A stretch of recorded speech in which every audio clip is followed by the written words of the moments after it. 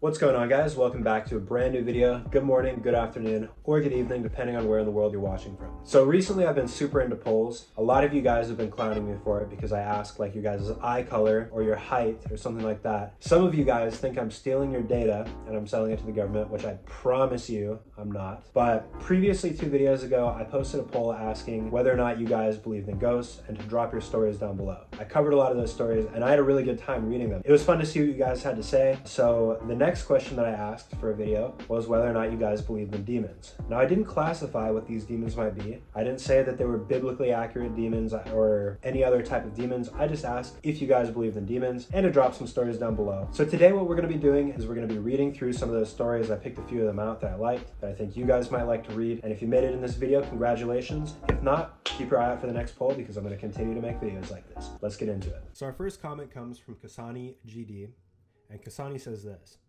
When I was like 4 years old, I was playing with my toys in my upstairs with my cousin. We heard my closet door start to shake, but we thought it was the wind. A minute later on the dot, a completely black creature burst down the closet door.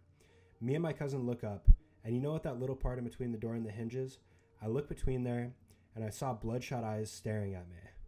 Absolutely terrifying. I did what anyone else would do and looked behind the door. The door to the upstairs was closed, and there were no dogs up there. To this day, I have no idea what happened. I'm still afraid to go there, and I looked on Google Maps in my window. There's a demon-looking creature in the window. I still live there to this day. So let me get this straight. You see bloodshot eyes looking between the door frame and the door and that crack in between it. You look behind it, there's nothing there. You thought it possibly could have been a dog, but it was not a dog. Then you go onto Google Maps and you look in your window through like the Google Street View and you see a demon-like creature in that window and you still live there. Our next comment that we're going to be reading comes from Trap Beats Random Things, and this is what they say. I remember once in a house I lived in, I heard noises like footsteps, clawing, and banging in my attic. So I decided to check it out one day, and I wound up finding a Dybbuk box, don't know if I'm pronouncing that correctly, which is a box that holds demons and other evil beings. I opened it up and saw teeth, a jar of blood, a photo of the house but with a shadow figure in it, and a feather. That same night I woke up to my door being slammed open and shut, and I saw a shadow figure in my doorway.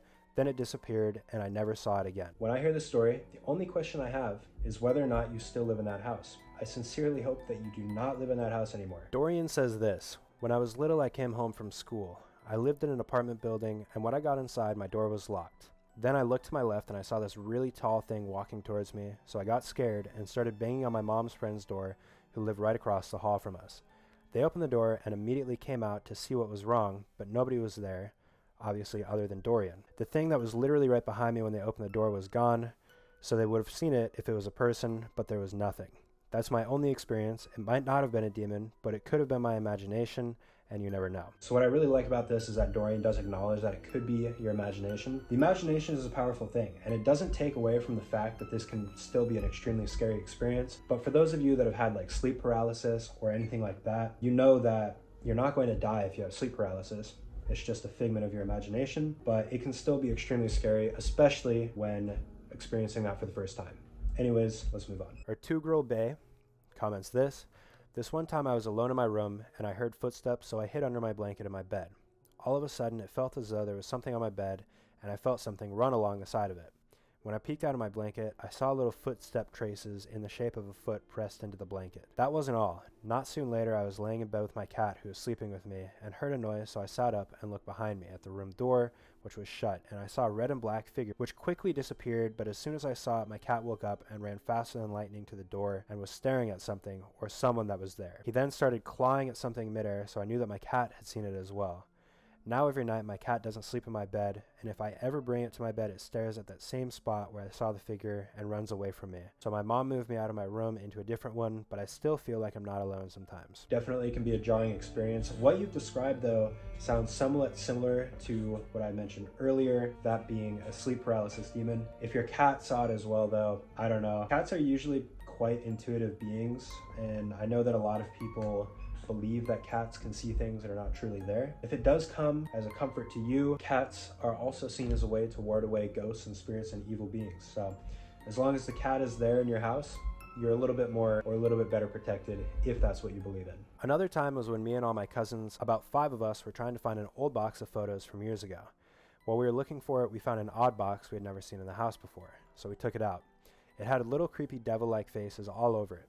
Before we had a chance to open it, the creepy devil faces on it started moving and smiling at us. So we ran downstairs screaming and told our parents. They went upstairs to check it, but when they got there, the box wasn't there anymore. Lots of other creepy events happened in that house, and we knew we weren't alone whenever we thought we were, so we moved out. We still ended up experiencing paranormal activity in our new house, but even creepier. We've tried so many things to ward off whatever it is that won't leave us alone, but nothing works. This sounds like the plot of a paranormal activity movie or some horror movie. If that genuinely is happening, I'm really sorry to hear that. I don't think I would be able to handle consistent paranormal activity following me around. Perhaps you should seek excess help. Hit the Ghostbusters up, you know what I mean? That's about it for all of the different stories that we're gonna look at today. So I'm gonna move back over to here so that I can do the outro and bid you guys adieu. Thank you guys so much for watching the video. If you do enjoy these types of videos, please leave a like.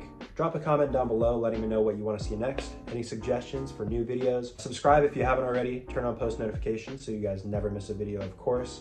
And if you guys want to be featured in the next one of these, just keep an eye out for the polls. I am posting a ton of polls. You might be in the next video. Congrats to those that made it, and I'll see you guys in the next one. Peace out.